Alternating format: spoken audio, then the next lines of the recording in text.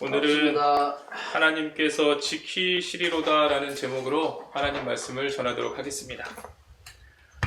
이 세상을 살아가면서 불안과 두려움을 느끼지 않는 사람이 있을까요? 겉으로 보면 다들 잘 사는 것 같지만 사실 그 속을 들여다보면 저마다 불안과 두려움을 안고 살아가고 있습니다. 자신의 건강 때문에, 자녀들의 진로 때문에, 그리고 남편의 직장 때문에 때로는 잠을 설칠 때도 있습니다.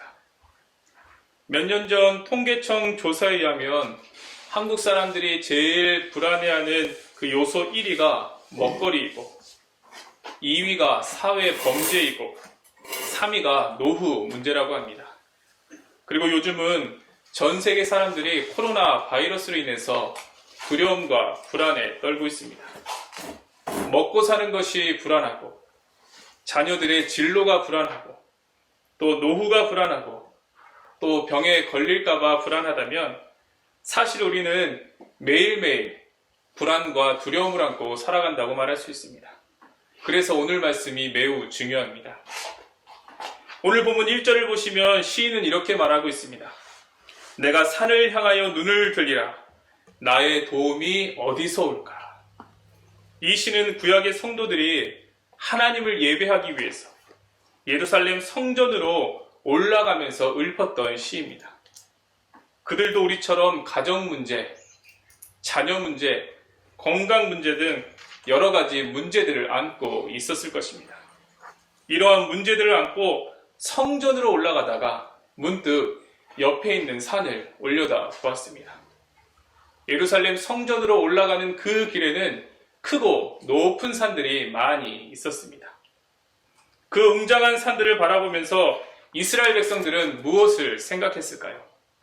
바로 그 산들을 지으신 창조주 하나님을 생각한 것입니다. 저 큰 산을 지으신 전능하신 하나님께서 나와 함께 하신다면 어떠한 문제가 들이닥쳐도 두려워할 필요가 없다라는 것을 생각한 것입니다. 비록 문제들이 산처럼 내 앞을 가로막는다 할지라도 나의 하나님께서는 능히 그 산도 옮겨 놓으실 수 있는 분이라고 생각한 것입니다. 그래서 시인은 하나님께서 나를 지켜주신다 라는 이 고백을 되풀이하고 있습니다. 시편 121편을 보면 지켜주신다 라는 말이 6번이나 등장합니다. 6번이나 계속해서 시인은 하나님께서 나를 지켜주신다, 하나님께서 나를 지켜주신다 라고 고백하고 있습니다. 바로 구약의 성도들은 산을 보면서 이러한 깨달음을 얻게 된 것입니다. 그렇다면 사랑하는 성도 여러분, 우리는 무엇을 보고 깨달아야 할까요? 바로 하나님의 말씀, 오늘 말씀을 통해서 하나님께서 나를 지켜주신다라는 이 사실을 깨달아야 하는 것입니다. 그 옛날 이스라엘 백성들은 애굽에서 나와서 광야를 통과했습니다. 그때 하나님께서는 낮에는 구름 기둥으로, 밤에는 불 기둥으로 그들을 지켜주셨습니다. 아멘. 그래서 수백만의 이스라엘 백성들이 메마른 광야를 지나갈 때 한 사람도 낙오하지 않고 무사히 건널 수가 있었습니다. 우리도 광야와 같은 인생길을 걸을 때마다 하나님께서 나를 지켜주신다, 하나님께서 이 메마른 인생길에 나와 함께 하신다, 이 사실을 확신하면서 우리 모두가 감사와 평안함을 누리실 수 있기를 바랍니다. 그렇다면 하나님께서는 구체적으로 우리를 어떻게 지켜주실까요? 첫 번째는 하나님께서는 일상의 삶 가운데서 우리를 지켜주십니다. 하나님은 일상의 삶 가운데서 우리를 지켜주신다. 4절 말씀을 보시면 이스라엘을 지키시는 이는 졸지도 아니하시고 주무시지도 아니하시려다. 저는 이 말씀을 대할 때마다 얼마나 감사한지 모릅니다. 저에게는 여동생이 한 명 있었는데, 한 명 있죠. 지금도 있으니까. 한 명 있는데 어렸을 때 형님이 있는 친구들이 얼마나 부러웠는지 모릅니다. 친구들끼리 놀다 보면 서로 다툴 때가 있는데 저보다 몸도 왜소하고 힘도 약해서 제가 한 대 딱 때리려고 하면 그 친구가 뭐라고 하는지 아십니까? 너 우리 형한테 일러줄 거다. 그러면 제가 그 친구를 때릴 수 있겠습니까? 못 때리죠. 육신의 형이 지켜준다는 그 사실 하나만으로 그 친구가 학교 생활 내내 얼마나 평안함과 자유함을 누리고 있었는지 모릅니다. 그런데 그 육신의 형과는 조금도 비교할 수 없는 우리 전능하신 하나님께서 우리를 지켜주시는데, 어떻게 지켜주신다고요? 잠시도 한눈 팔지 않으시고 끊임없이 지켜주신다고 말씀하고 있습니다. 하나님께서 졸지도 않으시고 주무시지도 않으시면서 우리를 지켜주신다고 말씀하고 있습니다. 이 얼마나 감사한 일입니까? 어떤 사람이 친구에게 찾아가서 이렇게 떠들어댑니다. 여보게, 내가 오늘 기적을 경험했네. 기적을 경험했다고. 도대체 무슨 기적인데? 거기 있잖아. 우리 회사길, 그 회사 근처에 커브길 있잖아. 내가 오늘 너무 급해서 택시기사 보고 빨리 좀 가달라고 그랬거든.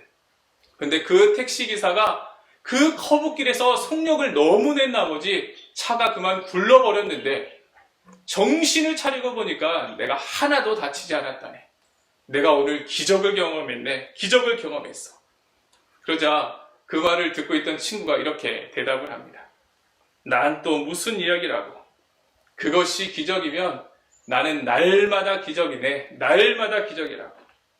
나도 자네처럼 매일같이 똑같은 그 길을 다니고 있는데 지금까지 나는 한 번도 다치지 않았다네. 나는 날마다 기적이야. 날마다 기적이라고. 맞는 말 아닙니까? 우리는 사고를 당하면 조금 다쳤거나 또는 하나도 다치지 않는 것을 기적이라고 말합니다. 그러나 사실은 사고를 당하지 않는 것이 기적입니다. 사고를 당하지 않고 안전하게 살아가는 것이 기적인 것입니다. 자기만 정신을 바짝 차리고 있으면 사고를 당하지 않습니까? 그렇지 않습니다. 우리가 뉴스를 보면 신호를 기다리고 있는데 뒤에서 차가 덮치는 경우도 종종 보게 됩니다. 바로 사고를 당하지 않는 것이 기적인 것입니다. 또 우리는 병에 걸려서 낫는 것만 기적이라고 말합니다. 사실은 병에 걸리지 않는 것이 기적인 것입니다.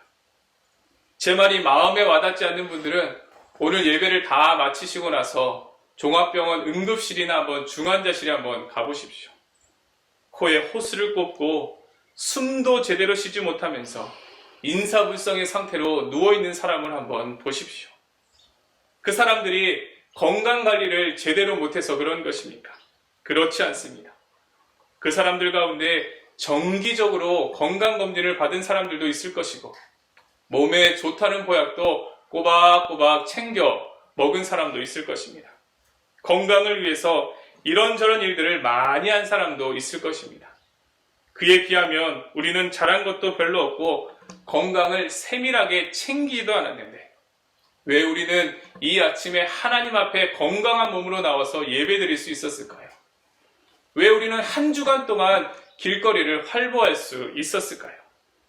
바로 그 이유는 보이지 않는 하나님의 손이 우리를 지켜주셨기 때문입니다. 꼭 기억하시길 바랍니다. 기적 가운데 가장 큰 기적은 바로 일상의 기적인 것입니다. 이스라엘을 지키시는 이는 졸지도 아니하시고 주무시지도 아니하시려다. 하나님께서 일상의 삶 가운데 우리를 눈동자처럼 지켜주시기 때문에 우리가 날마다 매일매일 일상의 기적을 누리게 되는 것입니다. 그리고 두 번째는 하나님께서는 죽음으로부터 우리를 지켜주십니다. 8절 말씀을 보시면 여호와께서 너희 출입을 지금부터 영원까지 지키시리로다. 사랑하는 성도 여러분, 죽음이 무엇일까요? 죽음이란 아침에 집을 나섰던 사람이 저녁에 다시 들어오지 못하는 것을 죽음이라고 말합니다. 사람들은 아침에 집을 나서면 을에 저녁 때 다시 집에 들어올 것이라고 생각합니다. 그래서 우리가 어떻게 인사를 합니까? 엄마 아빠 다녀오겠습니다. 여보 이따 저녁에 만나요. 그러나 이 지구상에 아침에 집을 나섰다가 저녁에 다시 들어오지 못하는 사람이 오늘 하루에도 얼마나 많은지 모릅니다.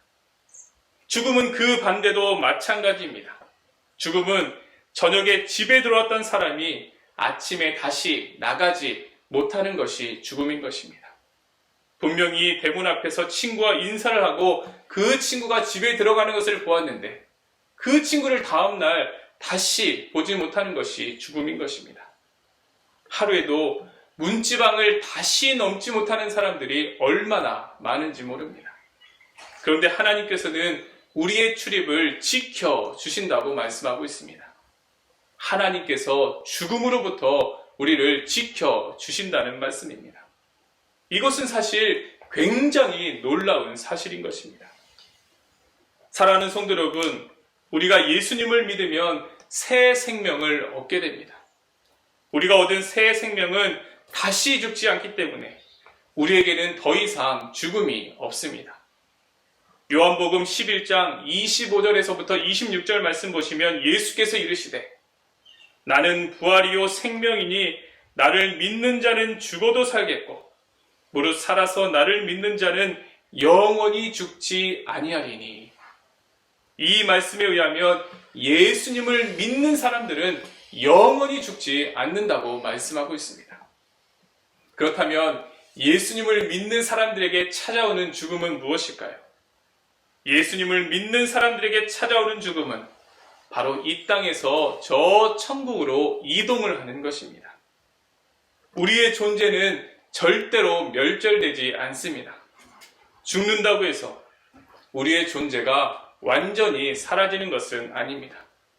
우리는 죽음이라는 이 관문을 통과해야만 바로 이 땅에서 저 천국으로 이사를 갈 수 있습니다. 이 땅에 사는 이사는 참 고되고 힘이 들지만 저 세상으로, 저 천국으로 가는 이사는 하나도 힘이 들지가 않습니다. 어떤 아이가 삼촌이 죽는 것을 보고 큰 충격에 빠졌습니다. 엄마, 나도 죽으면 어떡해? 죽음이 무서워. 그러자 엄마가 아이에게 이렇게 말합니다. 얘야, 죽음은 무서운 것이 아니란다. 죽음은 하나도 무서운 것이 아니야. 내가 거실에서 책을 보다가 밤에 잠이 들면 그 다음날 내 방에서 일어나지 않니? 왜 그런지 알아? 내가 너를 네 방으로 옮겨 놓았기 때문이야. 그때 힘들었니? 하나도 힘들지 않았지? 죽음은 바로 그런 것이란다. 우리가 죽음을 맞이하게 되면 예수님께서 우리를 번쩍 안아서 천국으로 인도해 주신단다. 꼭 맞는 말입니다. 잠시 잠깐 우리 모두에게 죽음의 순간이 닥치게 될 것입니다. 그런데 놀라운 것은 우리가 잠시 후에 눈을 떠보면 우리의 발이 천국에 있다는 것을 확인하게 될 것입니다. 왜 그럴까요? 바로 예수님께서 우리를 번쩍 안아서 천국으로 인도해 주시기 때문입니다. 시간이 걸리지 않습니다. 우리가 죽고 나서 알지 못하는 세계를 헤매고 다니는 것도 아닙니다. 잠시 잠깐 죽음의 그림자가 우리를 덮게 되지만 금방 내 몸이 천국에 있다는 것을 확인하게 될 것입니다. 그러므로 사랑하는 여러분, 죽음이라는 것은 성도에게 큰 축복인 것입니다. 사실 죽음이라는 것은 우리 인생 최대의 문제가 아니겠습니까? 우리가 이 땅에서 아무리 잘 먹고 아무리 잘 살아도 죽는 순간에 나를 아무도 지켜주는 사람이 없어서 영원한 지옥불에 떨어져 버린다면 그처럼 불쌍한 인생이 어디 있겠습니까? 죽음의 순간에 당신과 함께 해주는 분이 계십니까? 죽음의 순간에 당신을 지켜주시는 분이 계십니까? 이 질문에 대해서 대답을 정확하게 할 수 없는 사람은 참으로 불쌍한 사람이라고 말할 수 있습니다. 여러분은 대답할 수 있으십니까? 우리는 이 질문에 대해서 아주 똑똑히 명확하게 대답할 수 있어야 합니다. 예, 제가 죽음의 문턱에 들어서면 하나님께서 나와 함께 하십니다. 내가 죽음의 관문을 통과하면 예수님께서 나의 손목을 붙들고 천국으로 인도해 주십니다. 이 사실을 분명히 믿고 대답할 수 있어야 합니다. 그럴 때 우리는 죽음의 순간에서도 감사할 수 있는 것입니다. 사랑하는 성도 여러분, 오늘 말씀을 보시면 하나님께서 우리를 어떻게 구체적으로 지켜주십니까? 먼저는 하나님께서 매일매일 일상의 기적으로 우리를 지켜주십니다. 그러다가 우리가 어느 순간에 죽음을 맞이하면 그때도 하나님께서 우리를 지켜주셔서 저 천국으로 인도해 주십니다. 그러므로 우리는 어떠한 상황 속에서도 불안과 두려움에 사로잡힐 필요가 없습니다. 우리 천국 백성들은 불안과 두려움으로부터 완전히 해방된 사람들입니다. 그렇다면 마지막으로 매일매일 현실적으로 우리에게 찾아오는 불안함과 두려움을 우리가 어떻게 떨쳐버릴 수 있을까요? 먼저 첫 번째는 불안과 두려움을 찬양으로 바꿔야 합니다. 불안과 두려움이 우리에게 찾아오면 그것을 찬양으로 바꿀 수 있는 영적인 순발력이 필요한 것입니다. 어떤 젊은 여집사님의 이야기입니다. 이분의 아이가 많이 아팠습니다. 아이가 힘들어하는 것을 보면서 엄마는 하루하루 자기 속이 새카맣게 타들어갑니다. 하루는 직장 상사가 아이의 상태를 묻길래 이 젊은 여집사님은 자신의 불안하고 불만족스러운 심정을 낱낱이 그 상사에게 고했습니다. 그러자 이 상사가 막 다그치는 것입니다. 부모가 걱정하는 모습을 아이에게 보여주면 아이한테 더 안 좋다는 것입니다. 부모의 이런 모습을 아이가 보면 아이가 더 스트레스를 받고 아이의 상태가 더 악화된다는 것입니다. 이 젊은 여집사님은 상사의 충고를 듣고 정신이 번쩍 들었다고 합니다. 마음 아파하고 또 가슴을 졸이는 것이 부모의 도리를 다 하는 것이라고 생각했는데 다시 생각해 보니까 아이가 병 낫는 것에 아무런 도움도 되지 않고 오히려 더 해롭다는 것을 깨닫게 된 것입니다. 차라리 그 시간에 아이에게 재미있는 이야기를 들려주고 아이에게 동화책을 읽어주는 것이 아이에게 훨씬 좋다는 것을 깨닫게 된 것입니다. 이와 마찬가지입니다. 우리가 불안과 염려에 사로잡혀 있으면 사실 우리에게 아무런 도움도 되지 않습니다. 불안과 염려에 사로잡혀서 한숨만 푹푹 내쉬면 될 일도 안 되는 것입니다. 그러므로 불안과 염려가 찾아오면 오늘 말씀을 기억하시고 오늘 말씀을 딱 붙드시기를 바랍니다. 아멘. 졸지도 않으시고 주무시도 않으시는 하나님께서 나를 지켜주신다. 나와 함께 하신다. 나는 하나님의 품속에 있다. 그리고 힘차게 찬송하십시오. 나의 갈 길 다가도록 예수 인도하시니 내 주 안에 있는 긍휼 어찌 의심하리요.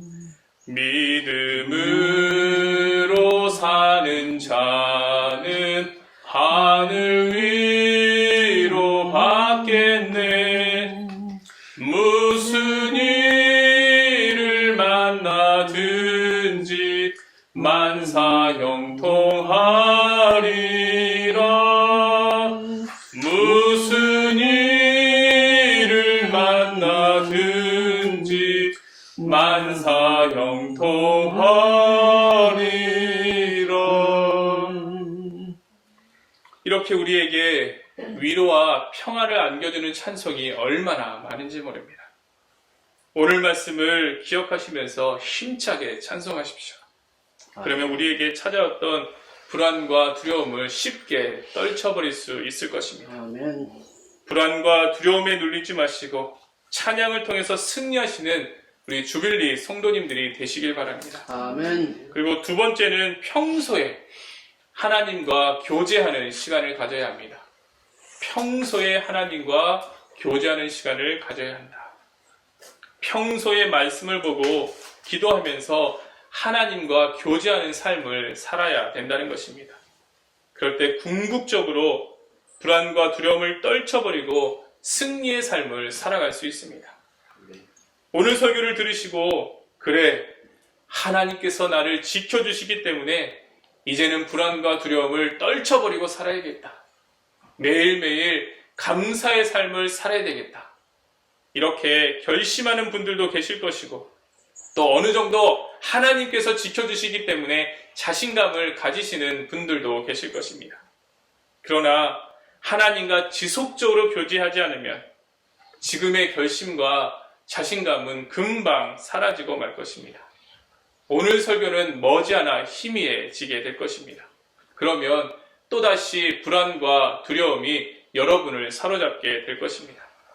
그러므로 아무리 바쁘고 분주하다 하더라도 평소에 하나님과 교제하는 삶을 가지시길 바랍니다.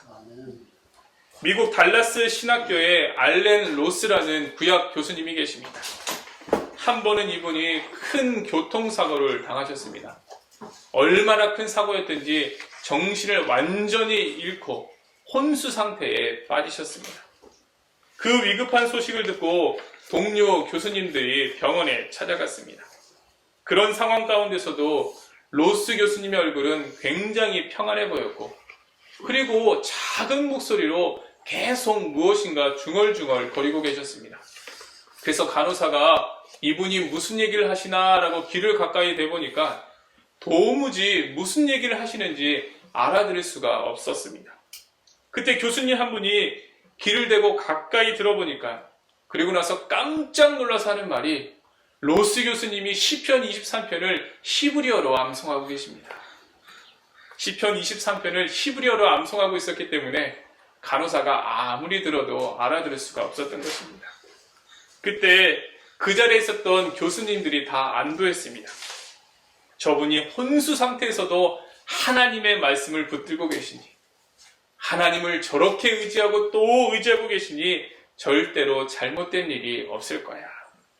그리고 놀랍게도 몇 달 후에 이 알렌 로스 교수님은 완전히 회복이 되셨습니다. 사랑하는 성도 여러분, 평소에 하나님과 교제하는 삶은 빛을 발하지 못합니다. 그렇다면 언제 빛을 발하게 될까요?